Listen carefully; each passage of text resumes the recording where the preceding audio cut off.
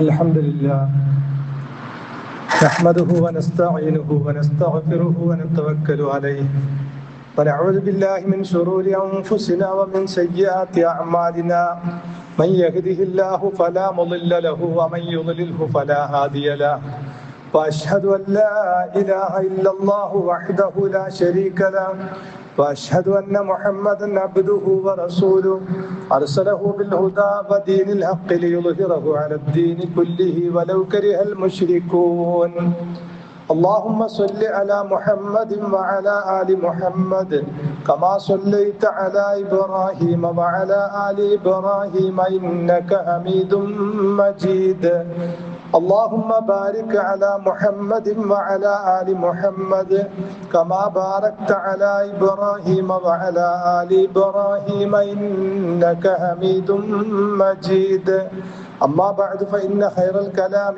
كلام الله وخير الهدي هدي محمد صلى الله عليه وسلم وشر الأمور محدثاتها وكل محدثة بدعة وكل بدعة ضلالة وكل ضلالة في النار أيها الناس أوصيكم وإياي أولا بتقوى الله رب اشرح لي صدري ويسر لي أمري واحلل عقدة من لساني يفقه قولي إن أريد إلا الإصلاح ما استطعت وما توفيقي إلا بالله عليه توكلت وإليه أنيب أعوذ بالله من الشيطان الرجيم بسم الله الرحمن الرحيم ولنبلونكم حتى نعلم المجاهدين منكم والصابرين ونبلو أخباركم. ഏറ്റവും ആദരണീയരായ സത്യവിശ്വാസികളെ വിശ്വാസികൾ, സർവശക്തനായ അള്ളാഹുവിൻ്റെ നിയമനിർദ്ദേശങ്ങളെ ജീവിതത്തിൽ പാലിച്ചുകൊണ്ട് ജീവിതം വിജയപ്രദമാക്കി തീർക്കണമേ എന്ന് ആദ്യമായി ഉണർത്തുകയാണ്, വസിയത്ത് ചെയ്യുകയാണ്. മഹാനായ ഇബ്രാഹിം നബി അലൈഹിസ്സലാം ലോകർക്ക് എക്കാലത്തും മാതൃകയായി അള്ളാഹു ഉയർത്തിക്കാട്ടിയത് ഇബ്രാഹിം നബി അലൈഹിസ്സലാമിൻ്റെ ജീവിതത്തിൽ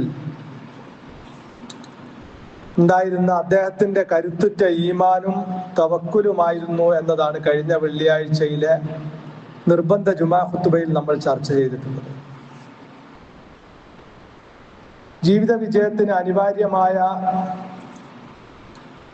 മറ്റൊരു സ്വഭാവ ഗുണമായിട്ട് ലോകത്ത് കഴിഞ്ഞു പോയ അമ്പിയാക്കന്മാരിലൊക്കെ ഉണ്ടായിരുന്ന ഒരു സ്വഭാവ ഗുണമായി വിശുദ്ധ ഖുർആൻ പറയുന്നതാണ് ക്ഷമ എന്ന സ്വഭാവ ഗുണം. ഖുർആൻ ധാരാളം സ്ഥലങ്ങളിൽ ആവർത്തിച്ച് വിശ്വാസികൾ ക്ഷമയുള്ളവരായിരിക്കണം എന്ന് പറയുന്നുണ്ട്. അല്ലാഹു യാ അയ്യുഹല്ലദീന ആമനു, വിശ്വാസികളെ എന്ന് വിളിച്ചിട്ട് പറയുന്നു, ഇസ്ബിറു, നിങ്ങൾ ക്ഷമിക്കണം, വസ്വാബിറു, ക്ഷമയിൽ നിങ്ങൾ മറ്റെല്ലാവരെയും മുൻകടക്കുന്നവരാവണം എന്ന് പറയുന്നുണ്ട്. അതുപോലെ തന്നെ വസ്തഈനു ബിസ്സബ്രി വസ്സലാ, നിങ്ങൾ നമസ്കാരം കൊണ്ടും അതുപോലെ തന്നെ ക്ഷമ കൊണ്ടും അള്ളാഹുവിനോട് പ്രാർത്ഥിക്കണം എന്ന് പറയുന്നുണ്ട്. സഹായം തേടണം. അള്ളാഹുവിന്റെ മുമ്പിൽ ഇബാദത്ത് നിർവഹിച്ചുകൊണ്ട് ക്ഷമ അവലംബിച്ചുകൊണ്ട് അതിനെ മുൻനിർത്തിക്കൊണ്ട് അള്ളാഹുവിനോട് സഹായം തേടണം എന്ന് ഖുർആൻ പറയുന്നു. ഇന്നല്ലാഹ മഅസ്സാബിരീൻ, ക്ഷമിക്കുന്നവരോടൊപ്പമാകുന്നു അള്ളാഹു എന്ന് ഖുർആൻ അറിയിക്കുന്നു. വബശ്ശിരിസ്വാബിരീൻ, ക്ഷമാലിക്കൾക്ക് സന്തോഷ വാർത്ത അറിയിക്കുക എന്ന് ഖുർആൻ പറയുന്നു. വല്ലാഹു യുഹിബ്ബുസ്വാബിരീൻ, ക്ഷമ അവലംബിക്കുന്നവരെ അള്ളാഹു ഇഷ്ടപ്പെടുന്നു എന്ന് ഖുർആൻ അറിയിക്കുന്നു. അതുപോലെ ഇന്നമാ യുവഫസ്വാബിറൂന അജ്റഹും ബിഗൈരി ഹിസാബ്, ക്ഷമാലിക്കൾക്ക് കണക്കില്ലാത്ത പ്രതിഫലം നൽകുമെന്ന് അള്ളാഹു അറിയിക്കുന്നു. ഇപ്പൊ ലോകത്ത് കഴിഞ്ഞു പോയ അമ്പിയാക്കന്മാരുടെ ഒക്കെ വിജയത്തിന്റെ പിന്നിൽ അതിപ്രധാനമായ ഈ ഒരു സ്വഭാവ ഗുണമുണ്ടായിരുന്നു എന്ന് ഖുർആൻ അറിയിക്കുന്നുണ്ട്. അള്ളാഹു ജീവിതത്തിൽ പ്രത്യേകമായി ഏർപ്പെടുത്തുന്ന പരീക്ഷണങ്ങളിൽ തുടങ്ങി ജീവിതത്തിന്റെ പല ഘട്ടങ്ങളിലും ക്ഷമ അവലംബിക്കേണ്ടതായിട്ട് ഖുർആൻ നമുക്ക് പറഞ്ഞു തരുന്നുണ്ട്. പ്രവാചക തിരുമേനി സല്ലല്ലാഹു അലൈഹി വസല്ലം നമ്മെ അറിയിക്കുന്നുണ്ട്. അള്ളാഹുവിന്റെ ഭാഗത്ത് പ്രത്യേകമായ പരീക്ഷണങ്ങൾ ഉണ്ടാകും. നമ്മൾ ക്ഷമയുള്ളവരാണോ എന്ന് പരിശോധിക്കാൻ വേണ്ടി പ്രത്യേകമായ പരീക്ഷണങ്ങൾ ഉണ്ടാകുമെന്ന് ഖുർആൻ പറയുന്നുണ്ട്. അപ്പോ ക്ഷമ അവലംബിക്കേണ്ടുന്ന ഏറ്റവും പ്രധാനപ്പെട്ട ഒരു ഘട്ടം രംഗം അത് തന്നെയാണ്. അള്ളാഹു ഈമാനുള്ളവരാണോ ക്ഷമയുള്ളവരാണോ എന്ന് പരിശോധിക്കാനുള്ള പരീക്ഷണങ്ങൾ ജീവിതത്തിൽ ഏർപ്പെടുത്തുമെന്ന്. അവനെ നബ്ലുവന്നക്കും, തീർച്ചയായും നാം നിങ്ങളെ പരീക്ഷിക്കും. ഹത്താ നഅലമ, നാം മനസ്സിലാക്കുന്നത് വരെ, അൽ മുജാഹിദീന മിൻകും വസ്വാബിരീൻ, നിങ്ങളിൽ നിന്ന് അള്ളാഹുവിന്റെ മാർഗത്തിൽ ജിഹാദ് ചെയ്യുന്നവരാരൊക്കെ, ക്ഷമ അവലംബിക്കുന്നവരാരൊക്കെ എന്നറിയാൻ വേണ്ടി വനബ്ലു അഖ്ബാറക്കും, നിങ്ങളുടെ ജീവിതാവസ്ഥകൾ കൊണ്ട് നാം പരീക്ഷിക്കും. നിങ്ങളുടെ കൂട്ടത്തിൽ ക്ഷമ അവലംബിക്കുന്നവരാരൊക്കെ, അതുപോലെ തന്നെ അള്ളാഹുവിന്റെ മാർഗത്തിൽ ജിഹാദ് ചെയ്യുന്നവരാരൊക്കെ എന്നറിയുന്നത് വരെ നാം പരീക്ഷിക്കും. അപ്പൊ ജീവിതത്തിലെ അവസ്ഥകളെ കൊണ്ട് പരീക്ഷിക്കും. പല നിലക്കുള്ള അവസ്ഥകൾ, സന്തോഷത്തിന്റെയും ദുഃഖത്തിന്റെയും പല നിലക്കുള്ള അവസ്ഥകൾ കൊണ്ട് പരീക്ഷിക്കും. അപ്പൊ നോക്കൂ, ഒരു മനുഷ്യന്റെ ജീവിതത്തിൽ നേരിടേണ്ടി വരുന്ന പരീക്ഷണങ്ങളിൽ ഏറ്റവും വലിയ ഒരു പരീക്ഷണ ഘട്ടമാണ് അവനവന്റെ ജീവൻ ബലി കഴിപ്പിക്കേണ്ടി വരുന്ന ഒരു രംഗം മുമ്പിലേക്ക് ഇട്ടുതരിക. ബദറിൽ പങ്കെടുത്ത സഹാബികളൊക്കെ ആ പരീക്ഷണത്തിൽ വിജയിച്ചവരാണ്. ശത്രുക്കൾ ഒന്നടങ്കം നശിപ്പിക്കാൻ വരുമ്പോ, സർവ്വസന്നാഹങ്ങളോട് കൂടി വരുമ്പോ മരണം മുമ്പിൽ കാണേണ്ടത് വരുന്നൊരു ഘട്ടം, അതൊരു വല്ലാത്ത പരീക്ഷണമാണ്. അതുപോലെയുള്ള പരീക്ഷണ ഘട്ടങ്ങളിൽ ക്ഷമ അവലംബിച്ചുകൊണ്ട് അതിനെ നേരിടുക എന്നത് നല്ല ഈമാനുള്ള ആളുകൾക്ക് മാത്രം സാധിക്കുന്ന ഒരു ഘട്ടമാണ്. നമുക്കറിയാം, മഹാനായ ഇബ്രാഹിം നബി അലൈഹിസ്സലാം മകൻ ഇസ്മായിൽ നബി അലൈഹിസ്സലാമിനോട് പറയുന്ന രംഗം, ഫലമ്മാ ബലഗ മഅഹു السعي قال يا بني إني أرى في المنام أني أذبحك فانظر ماذا ترى ഫലമ്മാ ബലഗ മഅഹു السعي, അദ്ദേഹത്തോടൊപ്പം കൈപിടിച്ചിങ്ങനെ നടക്കാനുള്ള ഒരു പ്രായമായപ്പോ ഇബ്രാഹിം നബി അലൈഹി സ്വലാം പറഞ്ഞു, യാ ബുനയ്യ, മോനെ, പൊന്നു മോനെ, ഇന്നി അറാഫിൽ മനാമി അന്നി അദ്ബഹുക, നിന്നെ അറുക്കണമെന്ന് അള്ളാഹുവിന്റെ കൽപ്പന, അത് ഞാൻ സ്വപ്നത്തിലൂടെ എനിക്ക് ലഭിച്ചിരിക്കുന്നു. ഫൻദുർ മാദാ തറ, എന്താണ് നിന്റെ അഭിപ്രായം? യാ അബത്തി, പ്രിയപ്പെട്ട പിതാവേ, ഇഫ്അൽ മാ തുഅ്മർ, താങ്കളോട് കൽപ്പിക്കപ്പെട്ടത് താങ്കൾ ചെയ്തു കൊള്ളുക. സതജിദുനി ഇൻഷാ അല്ലാഹു മിനസ്വാബിരീൻ, ക്ഷമാലുക്കളുടെ കൂട്ടത്തിൽ, ക്ഷമയോടുകൂടി അതിനെ നേരിടുന്ന അവരുടെ കൂട്ടത്തിൽ താങ്കൾക്ക് എന്നെ കാണാവുന്നതാണെന്ന്. ഒരു മനുഷ്യന്റെ ജീവിതത്തില് ഏറ്റവും വലിയൊരു പരീക്ഷണ ഘട്ടമാണ് നമുക്ക് ഏറ്റവും പ്രിയപ്പെട്ടവർ നമ്മിൽ നിന്ന് വിട പറഞ്ഞു പോവുക എന്നുള്ളൊരു ഘട്ടം. നമുക്ക് പ്രിയപ്പെട്ട മക്കള്, അല്ലെങ്കിൽ പ്രിയപ്പെട്ട പിതാക്കള്, ഉമ്മ അങ്ങനെ തുടങ്ങി നമുക്ക് ഏറ്റവും പ്രിയപ്പെട്ടവർ നമ്മിൽ നിന്ന് വിട പറഞ്ഞു പോകുന്ന ഒരു ഘട്ടം എന്ന് പറയുന്നത് അങ്ങേയറ്റത്തെ വലിയൊരു പരീക്ഷണ ഘട്ടമാണ്. ഇവിടെ മകൻ സ്വയം വിട പറഞ്ഞു പോവുകയല്ല, ആ മകനെ അറുക്കാൻ, അള്ളാഹുവിന്റെ മാർഗത്തിൽ അറുക്കാൻ വേണ്ടിയാണ് കൽപ്പന. അപ്പം പിതാവ് ആ കൽപ്പന ശിരസ വഹിക്കാൻ ക്ഷമയോടുകൂടി നേരിടാൻ തയ്യാറാണ്.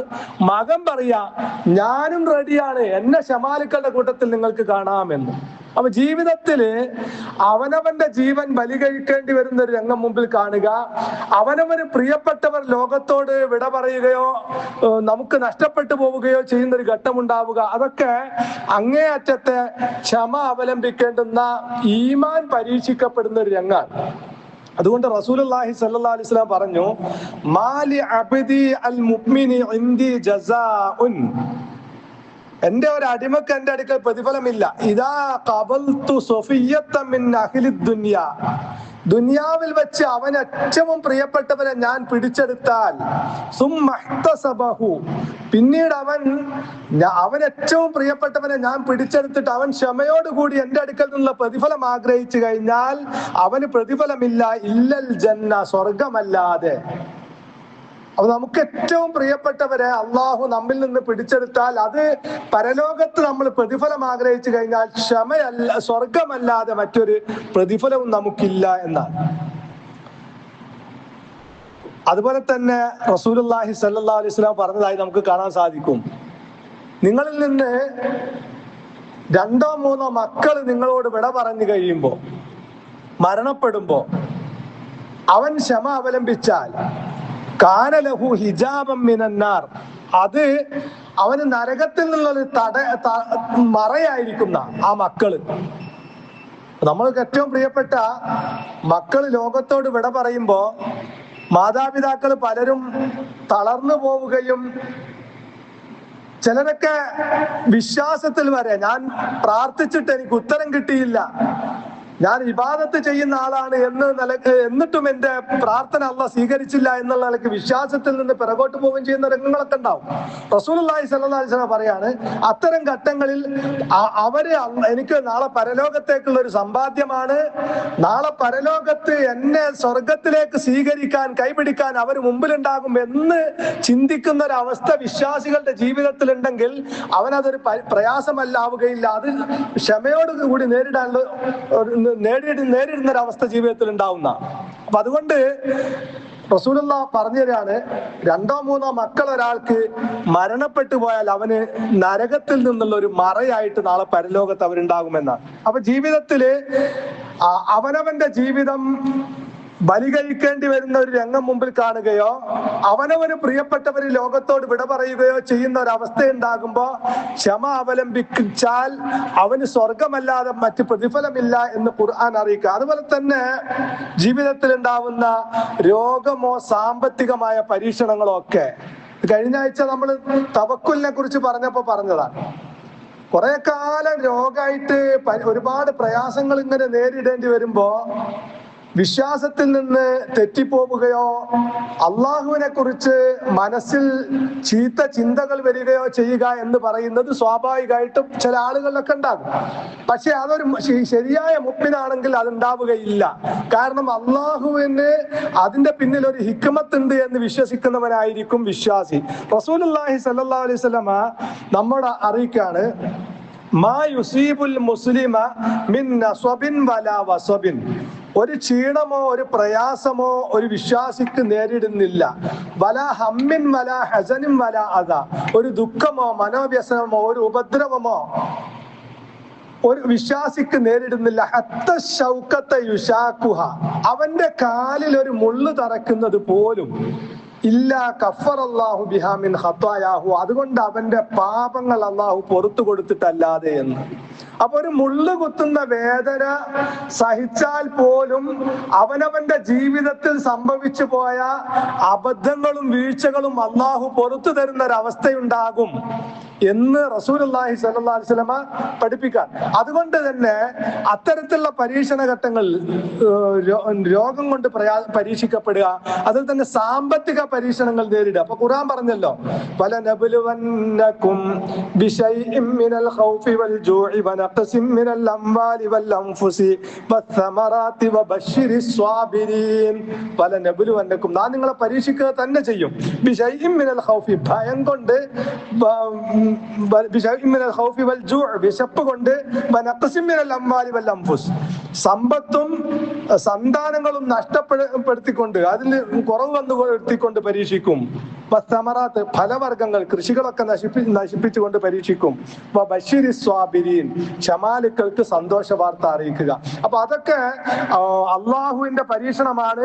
പരലോകത്ത് എനിക്ക് അത്യുന്നതമായ സ്ഥാനങ്ങളും പദവികളും നൽകാൻ അള്ളാഹു നിശ്ചയിച്ച മാർഗമാണ്. അതുകൊണ്ട് ഞാൻ ക്ഷമ അവലംബിക്കേണ്ടതുണ്ട് എന്ന് ചിന്തിക്കുന്ന ഒരു വിശ്വാസിക്ക് മാത്രമേ ആ രംഗത്തൊക്കെ ക്ഷമയോടുകൂടി പിടിച്ചു നിൽക്കാൻ സാധിക്കൂ. പല ഘട്ടങ്ങളിലും ഇപ്പോ ലോൺ എടുത്തിട്ട് കൃഷി ചെയ്തു, ആ കൃഷി നശിച്ചു പോകുന്ന ഒരു ഘട്ടം പലർക്കും ജീവിതത്തിൽ ഉണ്ടാവാറുണ്ട്. അതുപോലെ തന്നെ ബിസിനസ് തുടങ്ങിയിട്ട് അതിൽ വമ്പിച്ച നഷ്ടങ്ങൾ വന്നു പോവാറുണ്ട്. അവിടെയൊക്കെ ഒരു മുഅ്മിന് പരലോക ബോധമുള്ള അള്ളാഹു അതുകൊണ്ട് എനിക്ക് അത്യുന്നതമായ സ്ഥാനവും മഹത്വവും പദവിയും കണക്കാക്കിയിട്ടുണ്ടാകും എന്ന് വിശ്വസിക്കുന്ന ഒരു വിശ്വാസിക്ക് മാത്രമേ പിടിച്ചു നിൽക്കാൻ കഴിയുള്ളൂ. അപ്പൊ അങ്ങനെ ക്ഷമയോടുകൂടി പിടിച്ചു നിൽക്കണം. അങ്ങനെ പിടിച്ചു നിൽക്കുന്നവരായിരുന്നു ജീവിതത്തിൽ എല്ലാം നഷ്ടപ്പെട്ടപ്പോഴും പിടിച്ചു നിന്നവരായിരുന്നു പ്രവാചകന്മാർ എന്ന് പ്രവാചകന്മാരുടെ ചരിത്രം നിരത്തിക്കൊണ്ട് വിശുദ്ധ ഖുർആൻ നമുക്ക് പഠിപ്പിച്ചു തരാണ്. ഒരുപാട് പ്രവാചകന്മാരെ കുറിച്ച് പഠിപ്പിച്ചിട്ട് അവരൊക്കെ സ്വാഭിരീങ്ങളായിരുന്നു, ക്ഷമാലുക്കളായിരുന്നു എന്ന് പഠിപ്പിക്കുകയാണ്. ഇപ്പൊ സ്വന്തം വീടും നാടും എല്ലാം ഒഴിവാക്കിക്കൊണ്ട് പോവേണ്ടി വരുന്ന പ്രവാചകന്മാരുടെ ചരിത്രം പഠിപ്പിച്ചു തന്നിട്ട് അപ്പൊ നമുക്ക് നമ്മുടെ ബിസിനസ്സിൽ വരുന്ന നഷ്ടമോ കൃഷിയിൽ വരുന്ന നഷ്ടമോ സാമ്പത്തികമായ പരീക്ഷണങ്ങളോ ഒന്നും, അതൊക്കെ പരലോകത്തേക്ക് എനിക്ക് ഗുണമായിരിക്കും എന്ന് ചിന്തിച്ചുകൊണ്ട് ക്ഷമ അവലംബിക്കാൻ സാധിക്കണമെന്ന് ഖുർആൻ പഠിപ്പിക്കാൻ. അതുപോലെ തന്നെ ഖുർആൻ പഠിപ്പിക്കുന്ന ക്ഷമ അത്യാവശ്യമായി പഠിപ്പിക്കുന്ന മറ്റൊരു രംഗമാണ് മത നിയമങ്ങൾ അനുസരിക്കുന്നിടത്ത് ഒരുപാട് ഭൗതികമായ നഷ്ടങ്ങൾ ഉണ്ടാവും. മത നിയമങ്ങൾ കൃത്യമായി അനുസരിച്ചു പോകും. അപ്പോ പലിശ എനിക്ക് വേണ്ട എന്നൊരാൾ തീരുമാനിക്കുമ്പോ ഒരുപാട് നഷ്ടങ്ങൾ ഉണ്ടാവും. അപ്പൊ ജീവിക്കാൻ ജോലിയൊന്നും ഇല്ലാതിരിക്കുക, അങ്ങനെ വരുമ്പോ ഒരു 5-10 ലക്ഷം കയ്യിലുണ്ടെങ്കിൽ അത് ഒരു ഫിക്സഡ് ഡെപ്പോസിറ്റ് ചെയ്താല് അതിന്റെ പലിശ മതി ഒരു പക്ഷെ വരും ജീവിതമാർഗം മുമ്പോട്ട് കൊണ്ടുപോകാൻ. പക്ഷെ ഒരു മുസ്ലിം ചിന്തിക്കുന്ന എന്താണ്? പലിശ ഹറാമാണ്, അതെനിക്ക് പറ്റാത്തതാണ്. അപ്പൊ വമ്പിച്ച നഷ്ടം ആണ് ജീവിതത്തിൽ എങ്കിൽ പോലും ഞാൻ അള്ളാഹുവിന്റെ കൽപ്പനയെ ശിരസാ വഹിക്കാൻ തയ്യാറാണ്. ആ ലാഭം എനിക്ക് വേണ്ട, ആ നേട്ടം എനിക്ക് വേണ്ട എന്ന് ചിന്തിക്കുന്ന ഒരവസ്ഥ. അതുപോലെ തന്നെ ഇബാദത്തുകളിൽ ക്ഷമിക്കുക, ഇബാദത്തുകളിൽ ക്ഷമ അവലംബിക്കുക. ഖുർആൻ പ്രത്യേകം പറഞ്ഞതാ, റബ്ബിസ് സമാവാതി വൽ അർളി വമാ ബൈനഹുമാ ഫഅബ്ദുഹു വസ്തബിർ ലിഇബാദതിഹി. അവർക്ക് കേൾക്കുക, സ്ത്രീകൾക്ക് എന്താണ് അവിടെ കേൾക്കാതെ സൗണ്ട് ഉണ്ടോ?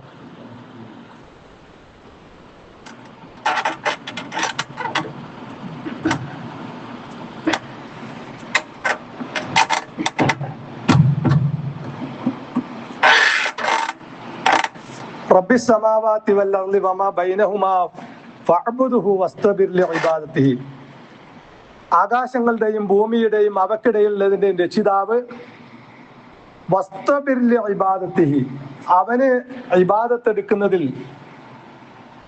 നിങ്ങൾ ക്ഷമ അവലംബിക്കുക എന്ന് പറഞ്ഞു. ഇബാദത്തുകൾ അനുഷ്ഠിക്കുമ്പോൾ പ്രത്യേകം ക്ഷമ അവലംബിക്കാൻ അള്ളാഹു പറഞ്ഞിട്ടുണ്ടെങ്കിൽ ഇബാദത്തുകൾ കൃത്യമായി ജീവിതത്തിൽ നിലനിർത്താൻ അങ്ങേയറ്റത്തെ ക്ഷമ ആവശ്യമാണ് എന്നതുകൊണ്ട് തന്നെയാണ് അത് പറഞ്ഞിട്ടുള്ളത്. കാലാവസ്ഥ പ്രതികൂലമായിരിക്കാം, തണുപ്പുള്ള കാലാവസ്ഥ, ചൂടുള്ള കാലാവസ്ഥ, മഴയുള്ള അവസ്ഥ, ഈ ഘട്ടങ്ങളൊക്കെ ഉണ്ടാകും. അതുപോലെ തന്നെ തണുപ്പുള്ള കാലത്ത് സുബഹിന്റെ സമയത്ത് എഴുന്നേൽക്കാനുള്ള പ്രയാസം ഉണ്ടാവും. അതൊക്കെ സഹിച്ചും ക്ഷമിച്ചും അള്ളാഹ് ഇബാദത്ത് എടുക്കുക. അതാണ് അള്ളാഹു വസ്തുവിന്റെ ഇബാദത്ത്. അങ്ങനെ ഇബാദത്ത് എടുക്കുന്നതിൽ നിങ്ങൾ പ്രത്യേകം ക്ഷമ അവലംബിക്കണമെന്ന് അള്ളാഹു പറഞ്ഞിട്ടുള്ളത്. അപ്പൊ ഇബാദത്തുകൾ നിർവഹിക്കുന്നതിനും മത നിയമങ്ങൾ കൃത്യമായി ജീവിതത്തിൽ പാലിക്കുന്നതിനൊക്കെ ഒരുപാട് ക്ഷമ അവലംബിക്കേണ്ടത്. കാരണം ജീവിതത്തിൽ ഒരുപാട് നഷ്ടങ്ങൾ ഉണ്ടാക്കുന്ന കാര്യമാണ്. അതുപോലെ തന്നെ തിന്മകളിൽ നിന്ന് വിട്ടു നിൽക്കാൻ നല്ല ക്ഷമ ആവശ്യമാണ്. തിന്മകളിൽ നിന്ന് വിട്ടു. അപ്പൊ അള്ളാഹുവിന്റെ വിധിവിലക്കുകൾ പാലിക്കുന്നിടത്ത് കുറെ അനുഗ്രഹങ്ങൾ വേണ്ട എന്ന് വെക്കേണ്ടി വരും. ഞാൻ പലിശയുടെ ഉദാഹരണം പറഞ്ഞതുപോലെ തന്നെ ഒരുപാട് നേട്ടങ്ങൾ വേണ്ട എന്ന് വെക്കേണ്ടി വരും. അതുപോലെ തന്നെ ഇബാദത്തുകളിൽ ഒരുപാട് സുഖങ്ങളെ വർജിക്കേണ്ടി വരും. സുഖകരമായിട്ട് ഉറങ്ങാൻ സാധിക്കും 7 മണി വരെ 8 മണി വരെ സുബഹി നിസ്കാരം ഇല്ലെങ്കിൽ. പക്ഷെ ആ സുഖം അത് ഒരുപക്ഷെ ഭൗതികമായി പല നിലക്കുള്ള പ്രയാസങ്ങൾ അതുകൊണ്ട് വേറെ ഉണ്ടാവും എന്നുള്ളത് മറ്റൊരു വിഷയമാണ്. പക്ഷെ അത് ആ സുഖം ഒഴിവാക്കിക്കൊണ്ട് അള്ളാഹ്ക്ക് ഇബാദത്ത് എടുക്കുന്ന ഒരു അവസ്ഥ ഉണ്ടാവുക. അതുപോലെ തന്നെ തിന്മകളിൽ നിന്ന് വിട്ടു നിൽക്കാൻ. ഇപ്പൊ നോക്കൂ, നിങ്ങൾ ഇന്നത്തെ സമൂഹത്തിന് തീരെ സാധിക്കാത്തൊരു കാര്യമാണ്. സ്വർഗീയ സുഖങ്ങളായിട്ട് നമ്മൾ കാണുന്ന ഒരുപാട് ഭൗതിക സുഖങ്ങൾ, ആ സുഖങ്ങളൊക്കെ നമ്മൾ ഒഴിവാക്കാണ്. എന്തിനു വേണ്ടി? അള്ളാഹുവിന് വേണ്ടി ഞാനും നിങ്ങൾ ഒഴിവാക്കുക. ഭൗതിക ലോകത്ത് നമുക്ക് അനുഭവിക്കാവുന്ന ആസ്വദിക്കാവുന്ന ഇന്ന് ജനങ്ങൾ സ്വർഗീയ സുഖങ്ങളായി കാണുന്ന ഒരുപാട് സുഖങ്ങൾ അള്ളാഹുവിന്റെ പ്രീതി ആഗ്രഹിച്ചുകൊണ്ട് യഥാർത്ഥ മുസ്ലിമായി ജീവിക്കണമെന്ന് മാത്രം ആഗ്രഹിച്ചുകൊണ്ട് ഞാനും നിങ്ങളും വർജിക്കാൻ. അങ്ങനെ വർജിക്കുന്ന ആളുകളെ കുറിച്ച് ഖുർആൻ പറഞ്ഞത് എന്താ? ഉലൈക യുജ്സൗനൽ ഉർഫത ബിമാ സബറു വയുലഖൗന ഫീഹാ തഹിയ്യതൻ വസലാമാ. ആ സുഖങ്ങളൊക്കെ ദുനിയാവിന് വേണ്ട എന്ന് വെച്ചുകൊണ്ട് അള്ളാഹ്ക്ക് ഇബാദത്ത് എടുത്തുകൊണ്ട് ക്ഷമയോടുകൂടി ജീവിക്കുന്ന ആളുകൾ ഉലൈക യുജ്സൗനൽ ഉർഫത ബിമാ സബറു, ആ ക്ഷമ അവലംബിച്ചതിന് അള്ളാഹു നാളെ പരലോകത്ത് അത്യുന്നതമായ മണിമാളികകൾ അവർക്ക് പ്രതിഫലം നൽകുന്നതാണ് എന്നാണ്. ദുനിയാവിലെ ഒരുപാട് സുഖങ്ങൾ ഞാൻ ഏതൊക്കെയെന്ന് ഞാൻ പറയേണ്ടതില്ല. എങ്ങനെ പറയുമ്പോൾ തന്നെ നിങ്ങൾക്ക് എല്ലാവർക്കും മനസ്സിലാവില്ല. ആ സ്വർഗീയ സുഖങ്ങളൊക്കെ നമ്മൾ വർജിക്കുമ്പോൾ നാളെ പരലോകത്ത് നിങ്ങൾ അങ്ങനെ ക്ഷമ അവലംബിച്ചത് കൊണ്ട് നാളെ പരലോകത്തെ അത്യുന്നതമായ മണിമാളികകൾ നിങ്ങൾക്ക് പ്രതീക്ഷിക്കാനും നിങ്ങൾക്ക് സങ്കല്പിക്കാൻ കഴിയാത്തത്ര സുഖാനുഗ്രഹങ്ങൾ നിങ്ങൾക്ക് പ്രതിഫലമായി നൽകും. ശാന്തിയുടെയും സമാധാനത്തിന്റെയും അഭിവാദ്യങ്ങളോടുകൂടി നാളെ പരലോകത്ത് നിങ്ങൾ സ്വീകരിക്കും. സ്വീകരിക്കപ്പെടും. എന്തുകൊണ്ട്? ഭൗതിക ലോകത്ത്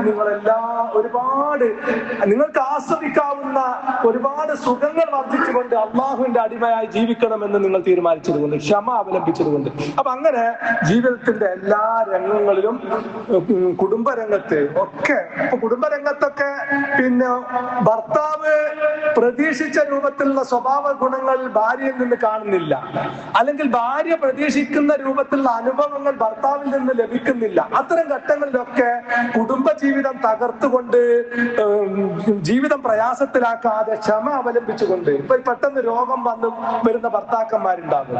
1-2 കുട്ടികളായി കഴിഞ്ഞു, ഭർത്താവ് രോഗിയായി മാറി, ദാമ്പത്യ ജീവിതത്തിലെ പ്രധാനപ്പെട്ട പല കാര്യങ്ങളും നടക്കാതെ വരുന്ന ഘട്ടം. അത്തരം ഘട്ടങ്ങളിലൊക്കെ ഒരുപാട് മനുഷ്യന്റെ പലരുടെയും ജീവിതത്തിലുണ്ട്. അവിടെയൊക്കെ കുടുംബം തകരാതെ ക്ഷമ അവലംബിച്ചുകൊണ്ട് ജീവിതം മുന്നോട്ട് കൊണ്ടുപോകുന്ന ആളുകളെ കുറിച്ചാണ് ഇവിടെ പറഞ്ഞിട്ടുള്ളത്. ആ ക്ഷമ അവലംബിച്ചത് കാരണത്താൽ അവർക്ക് അത്യുന്നതമായ മണിമാളികകൾ അല്ലാഹു പ്രതിഫലം തരാം. അവർ ജീവിതത്തിൽ അങ്ങേയറ്റത്തെ ക്ഷമ അവലംബിച്ചതിനാൽ അവർക്ക് അത്യുന്നതമായ മണിമാളികകൾ അല്ലാഹു പ്രതിഫലം നൽകപ്പെടുകയും അങ്ങേയറ്റത്തെ സ്നേഹാഭിവാദ്യങ്ങളോടെ, സമാധാനാഭിവാദ്യങ്ങളോടുകൂടി നാളെ പരലോകത്ത് അവർ സ്വീകരിക്കപ്പെടുകയും ചെയ്യുമെന്ന്. അതുകൊണ്ട് ജീവിതത്തിൽ എല്ലാ പരീക്ഷണ ഘട്ടങ്ങളിലും ക്ഷമ അവലംബിച്ചുകൊണ്ട് നാളെ പരലോകത്ത് അങ്ങനെ സ്വർഗത്തിലേക്ക് സ്നേഹാഭിവാദ്യങ്ങളോടുകൂടി ആനയിക്കപ്പെടുന്നവരുടെ കൂട്ടത്തിൽ ഞാൻ നിങ്ങളും ഉൾപ്പെടണം. അതിനുവേണ്ടി നമ്മൾ പരിശ്രമിക്കുക. സർവശക്തനായ നാഥൻ എനിക്കും നിങ്ങൾക്കും അതിന് തൗഫീഖ് നൽകുമാറാവട്ടെ.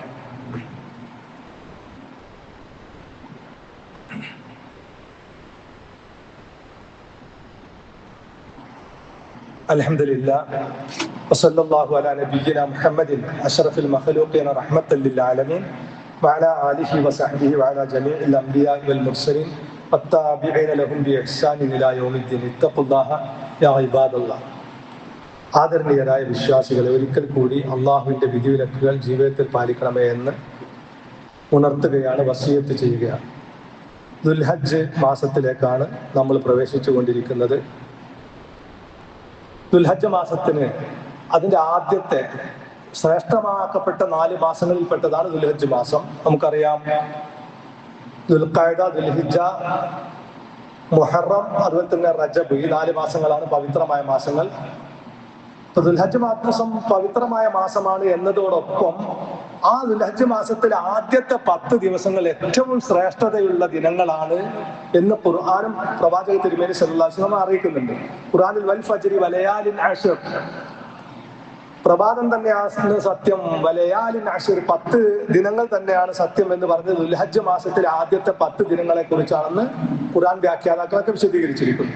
അതുപോലെ തന്നെ റസൂലുള്ളാഹി സ്വല്ലല്ലാഹു അലൈഹി വസല്ലം പറഞ്ഞു, മാമിൻ അയ്യാമിൻ അൽ അമലു സ്വാലിഹു ഫീഹി അഹബ്ബു ഇലല്ലാഹി മിൻ ഹാദിഹിൽ അയ്യാം.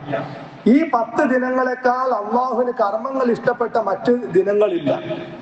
ഖാലു, അപ്പൊ സഹാബത്ത് ചോദിച്ചു, യാ റസൂലല്ലാഹ്, അള്ളാന്റെ റസൂലെ, വലൽ ജിഹാദ് ഫീ സബീലില്ലാഹ്, അള്ളാഹുവിന്റെ മാർഗത്തിൽ ജിഹാദ് ചെയ്യുന്നതോ റസൂലെ എന്ന് ചോദിച്ചു. ഖാല, റസൂല് പറഞ്ഞു, വലൽ ജിഹാദ് ഫീ സബീലില്ലാഹ്, അള്ളാന്റെ മാർഗത്തിൽ ജിഹാദ് ചെയ്യാനും ആ 10 ദിനത്തെ കർമ്മങ്ങളെക്കാൾ ശ്രേഷ്ഠമല്ല. ഇല്ലാ റജുലുൻ, ഒരു മനുഷ്യനെ ഖറജ ബിനഫ്സിഹി വ മാലിഹി, അവനവന്റെ ധനവും അവന്റെ ശരീരവുമായി ജിഹാദിന് വേണ്ടി പുറപ്പെട്ടു, ഫലം യർജി മിൻ ദാലിക ബിശൈഇൻ, ഒന്നും തിരിച്ചു കൊണ്ടുവരാതെ ഷഹീദായി. അതൊഴികെ അള്ളാന്റെ മാർഗത്തിൽ ജിഹാദിന് പുറപ്പെടുന്നതിനേക്കാൾ ശ്രേഷ്ഠമാണ് ഈ 10 ദിനങ്ങളിലെ കർമ്മങ്ങൾ എന്ന് ഈ ഹദീസിൽ റസൂലുള്ളാഹി സ്വല്ലല്ലാഹു അലൈഹി വസല്ലം വിശദീകരിച്ചത്. അപ്പൊ അതുകൊണ്ട് പൊതുവെ പണ്ഡിതന്മാർ വിശദീകരിച്ചിട്ടുള്ളത്, രാത്രികളിൽ ഏറ്റവും പ്രധാനപ്പെട്ടത് റമളാനിന്റെ അവസാനത്തെ 10 ദിനങ്ങളെന്നും, അതുപോലെ തന്നെ ദിവസങ്ങളിൽ ഏറ്റവും പ്രധാനപ്പെട്ട ദിവസങ്ങളാണ് ഈ ദുൽഹജ്ജ് മാസത്തിലെ ആദ്യത്തെ 10 ദിനങ്ങളെന്നുമാണ്. അതുകൊണ്ട് തന്നെ ഹദീസിലും ഖുർആനിലും ഒക്കെ സ്ഥിരപ്പെട്ടതിന്റെ അടിസ്ഥാനത്തിൽ മുൻഗാമികളായിട്ടുള്ള ആളുകൾ എല്ലാ സൽക്കർമ്മങ്ങളും ഈ 10 ദിവസങ്ങളിൽ വർദ്ധിപ്പിച്ചിരുന്നു. അപ്പൊ നമുക്കൊക്കെ ഒഴിവ് കിട്ടുന്ന സമയങ്ങളിലൊക്കെ ഖുർആൻ പാരായണം, ദിക്റുകള്, സ്വലാത്ത്, അതുപോലെ തന്നെ ദാനധർമ്മങ്ങള് തുടങ്ങി സൽക്കർമ്മങ്ങളായിട്ട് നമ്മൾ എന്തൊക്കെ കാണുന്നുണ്ടോ അതൊക്കെ, സുന്നത്ത് നിസ്കാരങ്ങൾ, സുന്നത്ത് നോമ്പുകളൊക്കെ ഈ 10 ദിനങ്ങൾ കഴിവിന്റെ പരമാവധി വർദ്ധിപ്പിക്കാൻ നമ്മൾ ശ്രമിക്കേണ്ടതുണ്ട്. അതുപോലെ തന്നെ ബലികർമ്മത്തിന് നിയ്യത്താക്കിയ ആളുകള് ദുൽഹിജ്ജ മാസം 1-ാം തീയതി മുതൽ ബലികർമ്മം നടത്തുന്നത് വരെയുള്ള സമയം മുടി നഖം മുറിക്കാതിരിക്കുക, ശരീരത്തിൽ നിന്ന് താടി മുടിയൊന്നും വെട്ടാതിരിക്കുക എന്നുള്ളത് റസൂലുള്ളാഹി സുന്നത്തായി പഠിപ്പിച്ചതാണ്. അതൊരു സുന്നത്തായ ഒരു കാര്യമാണ്.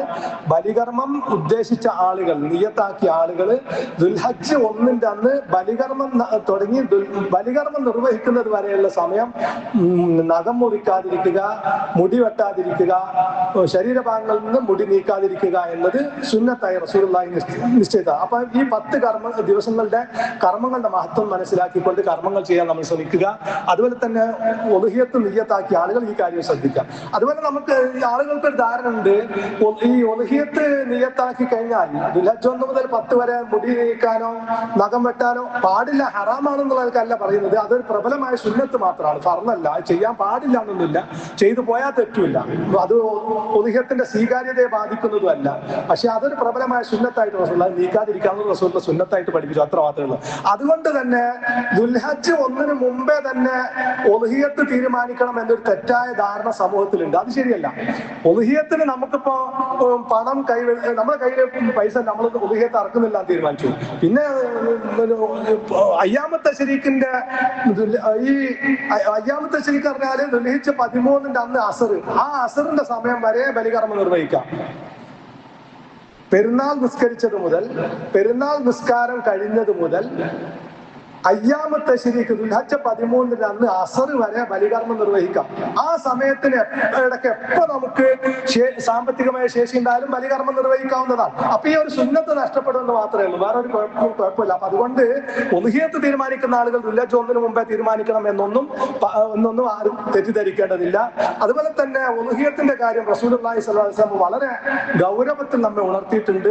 പ്രവാചക തിരുമേനി സ്വല്ലല്ലാഹു അലൈഹി വസല്ലമയുടെ വാക്ക് ഇങ്ങനെയാണ്: മൻ കാന ലഹു സഅത്തുൻ, ഒരാൾക്ക് സാമ്പത്തികമായ ശേഷി ഉണ്ടായിട്ട് ഫലം യുളഹി, അവൻ ബലി അറുക്കുന്നില്ല എങ്കിൽ ഫലാ യഖറബന്ന മുസല്ലാന, അവൻ നമ്മുടെ നമസ്കാര സ്ഥലത്തേക്ക് വരേണ്ടതില്ല എന്ന് പറഞ്ഞു. അത്ര ഗൗരവത്തിൽ എന്ന് പറഞ്ഞാൽ അത് നിസ്കരിക്കൽ ഹറാമാണെന്നുള്ളതൊന്നല്ല, അത് അതിന്റെ ഗൗരവം സൂചിപ്പിക്കാൻ വേണ്ടി. അപ്പൊ എല്ലാ നാട്ടിലും ബലികർമ്മം നിർവഹിക്കപ്പെടണം, അത് അത്രയും മഹത്വമുണ്ട് എന്ന് റസൂലുള്ളാഹി സ്വല്ലല്ലാഹു അലൈഹി വസല്ലം നമുക്ക് പഠിപ്പിച്ചു തരാം. അതുകൊണ്ട് ആ പ്രബലമായ സുന്നത്ത് എല്ലാവരും, സാമ്പത്തിക ശേഷി എല്ലാവരും ബലികർക്കം നിർബന്ധമാക്കി ഫർളാക്കിയിട്ടൊന്നുമില്ല.